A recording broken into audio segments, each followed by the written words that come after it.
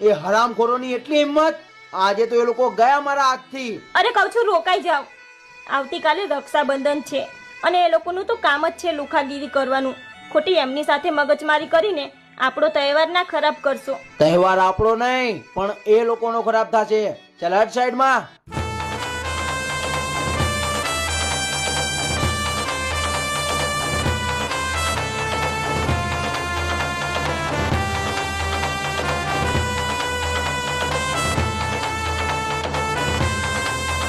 એ ભાઈ, આપણે ખોટું પેલીનું નામ લીધું.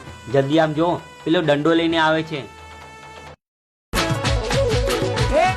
સવા માથે સમાચાર